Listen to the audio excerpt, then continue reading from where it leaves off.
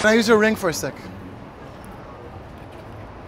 I promise I'm gonna give it back. Promise on camera that you'll give me $1,000 if you lose this. Don't worry.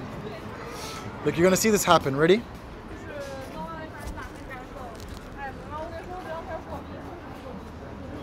Wait. Once again. Ready? Bam! Look, you're gonna see this go from finger to finger. Ready? 1, 2, 3, and back. It can go through your hand. Look, give me your hand like this. Yeah, perfect. Do you feel the ring? You feel how it disappears back on my finger. Thank you very much. Oh. Oh, I'm sorry. Make it appear on my end.